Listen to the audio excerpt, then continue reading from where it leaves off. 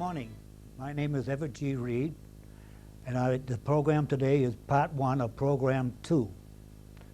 Town of Pembroke is split up in 4 sections basically as far as historical is concerned. North Pembroke, then we have East Pembroke, Pembroke Center, and Bryantville. And what I'd like to do this morning is take you through a trip through Bryantville. Normally we were going to go out with a camera the last couple mornings, but on account of the snowstorm we could not do that. But we do have a lot of pictures of the past. Bryantville was named from a gentleman by the name of Martin Bryant. Martin Bryant was born in May of 1797. His family moved to Foxborough when he was about 16. He came back into Pembroke in 1830. He had bought a place in Oldham Pond from the Oldham estate.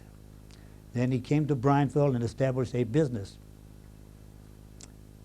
Mr. Bryant had on the corner of Union and Main Street had a business of a general store, but he also put in a street, Union Street. He also had cranberry bogs, and he also bought land, put into house lots, and sold it so the people would establish a residence in the location of Bryantville. Okay, down, I have a map right here. Now this is Main Street and School Street, and then we have Mattakesa Street and Union Street, and Mr. Bryant's general store right on the location of Main and Union. And with his upstairs of his general store, at one time it was an armory, and then another time it was a dance hall, and then around about 1918, 1919, that's where the Bryantville Telephone Company established their telephone. And down in the lower portion of Mr. Bryant's store, in 1900 was George Lewis had his newspaper business. And if you ever get a chance sometime, go to the library and pick up the Bryantville News about 1902 to 1906. Now what we'd like to do is to take you a trip through the Bryantville, starting with Bryantville Square. Okay, these pictures you're about to see were taken during the 1920s. Right here is Mr. Bryant's store, in the same way as it looks today, except has an addition. Now it's Billy Kid's Sub Shop and Paul Gilmartin's Barber Shop. But I also want to point out in about 1900, they established a trolley service, which you see right here, from Brockton down to Plymouth. And I think by the time the end of this program, you're going to enjoy seeing some of what has happened in the village of Bryantville with the trolley. And also, we have a 4.5-minute film of Mayflower Grove, in which we'll talk about later. But just notice the old trolley, and the building is still there at Bryant's. And now we'll go to the next picture. Now the picture, you look in Bryantville Square, you're looking west on Main Street. Now Bryantville used to be part of what they call West Precinct or West Parish. And that includes the town of Hanson. Now the town of Hanson did not come in being until the year of 1820. And when they made the town line, they came right down here, and these trees that you see that I'm pointing out are in Hanson, and this portion of Bryantville is in Hanson. And it comes down to the 4 corners, and it goes on a 45-degree down Mattakesa Street. And the building right here was normally known as the post office, and before 1953, when a Democrat president was in power, you used to have a Democratic postmaster, and she or he in turn would put the post office wherever they wanted it to be. And then when the Republican came in, they would change it. So as we see in a couple of these photos, you're going to see the post office being changed back and forth a couple times. This is the from Bryantville Square.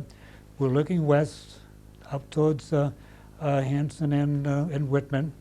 And then notice the automobiles here, the old ones, and also notice the railroad, the trolley tracks coming in from Hanson. And also the stores on the left-hand side.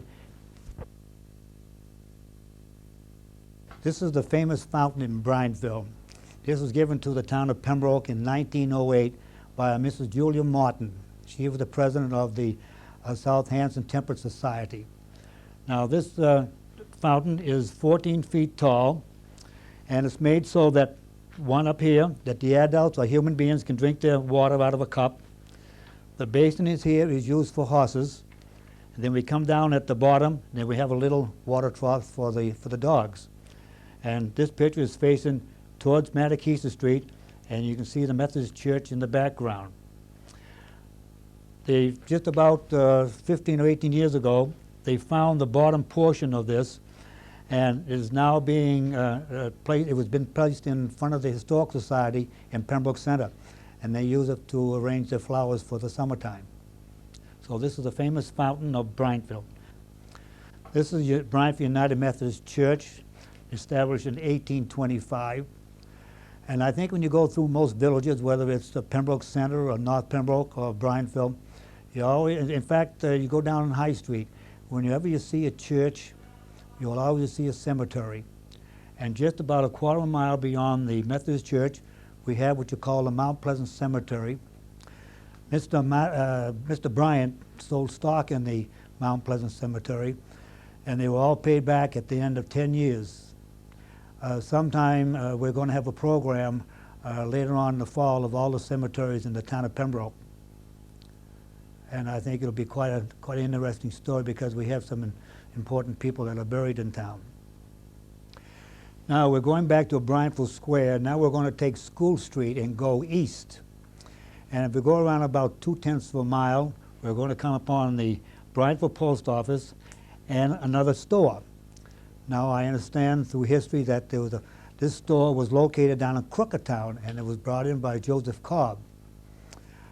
I'm sorry we did not get a chance to go down Union Street because we have no pictures, but down on Union Street, which is just a short way from Bryant's store, is the Cobb Library. And when Mr. Cobb passed away, Mrs. Cobb thought that she would do something in memory of her husband, and she put a new building down and called it the Cobb Library. But Mr. Cobb brought this bin from Crooktown. But you notice here, this is the Bryantville Post Office. Now this store here, as you see it, is going lengthwise of School Street. It's not facing school, it's going lengthwise. And we'll show you another picture in just a moment. But in this section of here of Bryantville, a post office, is where the first telephone office was located in Bryantville. Now, a lot of people want to know how come the telephone exchange is Bryantville. Most of your town telephone exchanges like Hanover, Norwell, Whitman. But because of the location of the telephone company being located in Bryantville, it has been known that. But as I said it before, now this is facing Union Street, and the building is lengthwise. Now we have a new picture showing the what we call is Lang's store. It has been beneath a number of names, but most of the people in the last 35 or 40 years would know this as Lang's store. Now I told you before how this end here was facing Union Street, and the Lang store on this building was going lengthwise. Now that's what has happened. Now this is no longer the post office. They have changed the post office now so it is facing School Street. And you notice we still have the trolley car tracks going down. So as I stated before, most of these pictures were taken in the early 1920s. And down through here, now we're going down School Street, and we're going to be heading down towards the fire station, and we're going to another place called Mayflower Grove. And I think you're going to find that most interesting. Now going in the same direction, we're going east. We want to go about another 2/10 of a mile. And if you went down there now, you'll see a fire station on the left-hand side, and you'll see a building on the right-hand side that's being fixed over. Now, behind the fire station in Bryantville, way back in 1847, was this schoolhouse. Now, the town of Pembroke had 8 of them located throughout town. This is one here, and they had one down at Crooktown, they had one down on High Street, and one on West Elm Street. But this one was located behind what is now known as the Bryantville Fire Station. And how well I know this rock, because I'm going to show you another picture in just a moment. This rock right here is very famous with a lot of the school children because we used to wear out more pants you can shake a stick at. Now, this schoolhouse might look familiar to you. It should, because it is now the Historical Society building located in the town of Pembroke. Back in 1911, Mr. Uran and another party moved this schoolhouse down to Center Street, and he used it for a warehouse. And back around about 25 years ago, or somewhere along that time, 25, the Historical Society brought it in, and they're now using it for a museum. And I would like to suggest to you people in town that during the summertime, when the Historical Society meeting house is open on weekend, please take the opportunity and go in. You'll see a lot of old things from the town of Pembroke that you'll really enjoy. And some of the things that Pembroke had have been loaned to the Beaver, the ship Beaver, which was built on the North River, and and the Beaver was the one that took part in the Boston Tea Party. They loaned the ships a lot of the carpenter tools. After they removed the old school building, about a few years later, they built another schoolhouse there. And this was a two-room schoolhouse. And one grade, they had grades 1, 2, and 3. And in the other room, they had grades 4, 5, and 6. And what we have here is a picture taken in the late 20s showing the class that was at the Bryantville School. And here I am right down here in the front row, right down there, just watching what was going on. And they, in turn, about 1932 or 30, somewhere around there, they closed that school down, and we went to school down to Pembroke Center, which is now is the Pembroke Library. Now we're going into the chemical wagon. The town of Pembroke back in 1910, 1911, 12, they had a chemical wagon and a hose wagon drawn by horses. And the fellow named Mr. Dobb had a lot to do with it. Now, we just got through telling you about the schoolhouse, and in front of the schoolhouse, back in 1948, they did build a fire station. But prior to that, right across on the other side of School Street, back in 1911, the volunteer firemen in Bryantville built a fire station. And in 1948, it was sold to the American Legion. The American Legion had it for headquarters, and we just sold it back about 6 months to a private person. But going back to 1911, the fire station had a wagon for horses for, as I said before, for a chemical wagon and hose. But right next door to that, there's a house stable. Naturally, we had to have horses to draw the chemical and the hose wagon, and it was known as House Stable. And it's quite a large one. And he had all the horses there for the fire department. Also had his own horses as well as those for some of the businesses located in town. But in 1913, they had a fire. And this was the headline in the Bryantville News, dated Bryantville, Mass., November 13, 1913. $13,500 blaze in our village. 12 valuable horses perished before help could arrive. Yet the fire station was right next door, but it went up so fast. And in that blaze, they lost all the harness and the wagons they had in the building, and it was completely burnt down. Along about 1945, 46 through there, the volunteer firemen of Bryantville built a new fire station across the street. But in 1941, they bought this Maxim fire truck. And although this picture is taken down at the town hall, I'd like to point out that sometime this spring, you're going to see the tremendous work that the fire department and the auxiliary firemen down at the Pembroke Center Fire Station has done to do the whole truck all over. And it's about 99% back to where it was back in 1941. And they hope, if they can, have it in the same position as this was back in 1941. They did a tremendous job of restoring the 1941 Maxim fire truck. And I understand that they do have a few plates showing this particular fire truck. Now we're going back to about 1908 in kind of a historic spot in Bryantville. This was the start of the trolley service that went from Brockton all the way down to Plymouth, and it lasted till around about the middle 1920s. I'm going to read what's on the bottom of this so that you get an understanding, because we have some black and white photos here that we want to show you, and also why we're going into Mayflower Grove. The Brockton and Plymouth Street Railway from historic town of Plymouth to the manufacturing city of Brockton through Bryantville, the mileage was 26 miles. Time, 2 hours and 10 minutes, 30 trips daily during the summer months. 30 cents one way, 50 cents round trip. One of the Brockton and Plymouth Street Railway greatest stimulant was Mayflower Grove, located on the shores of Little Sandy Pond in Bryantville. This pond was 66 acres in extent, and the park itself, which was owned by the railway, containing a merry-go-round, a restaurant, a casino, outdoor theater, a dance pavilion, and a picnic ground. Facilities for boating and bathing were provided for the many years. They also had band concerts were offered on Saturdays, Sundays, and holidays. Now this trolley would operate from Brockton down through Whitman and Hanson into Bryantville. And during the summer months, they would go into what we call Mayflower Grove. We're going to show that in just a second. Plymouth would come in up through Kingston and into Bryantville, and they would go into Mayflower Grove.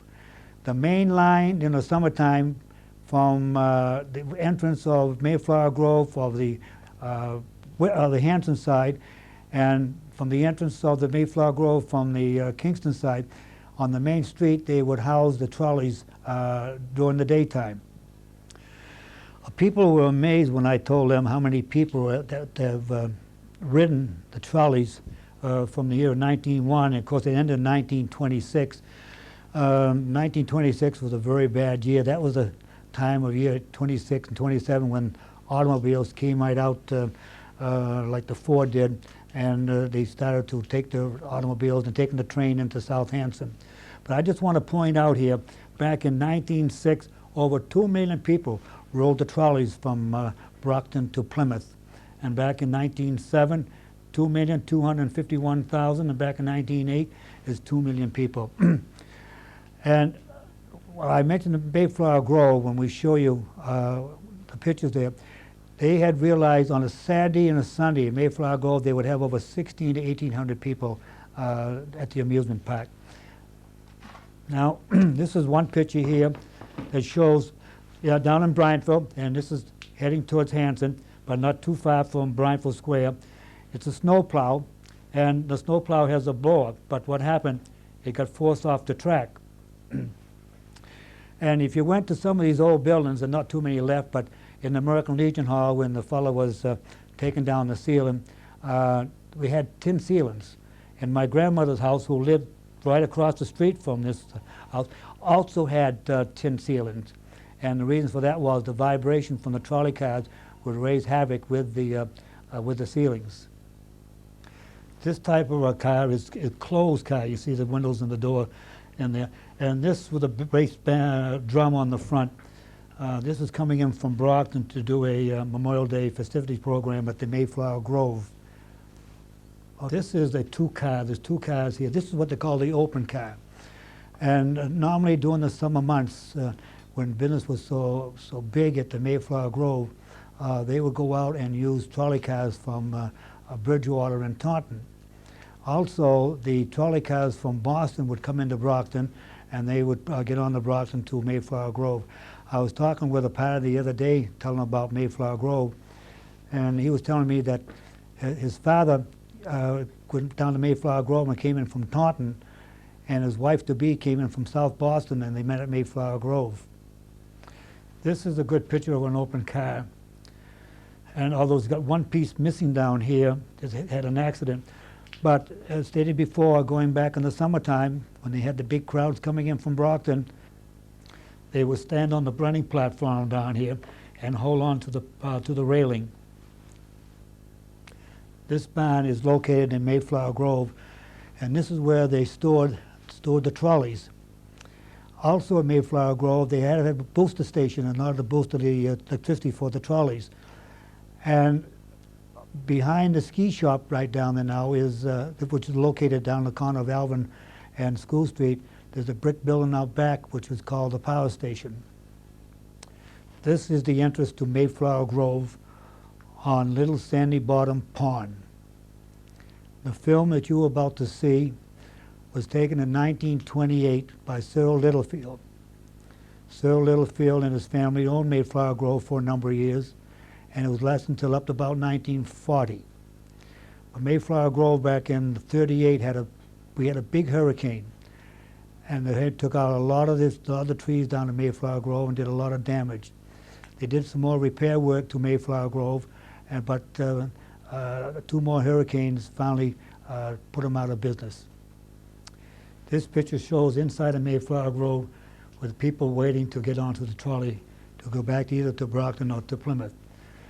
In this picture here, as well as the one that's coming up very shortly, I would like to have you notice they're all wearing hats. It's surprising. No matter how old they are, whether 2 years old or up, they're all wearing hats. At this time, I would like to thank Lisa Aaron Cable for being so patient with me. I deeply appreciate that so much to help me put on this program, and Heron TV. And the film is from Cyril Littlefield.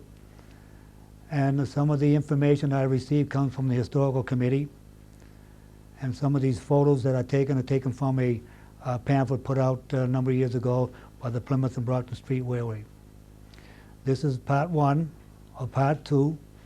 Part 2 is to follow, will be a meeting that I had with the Linda Robin Perazzo and Mary Dio from the Finance Board, and Maureen O'Connor from the Chief Assessor's Office. Thank you for watching.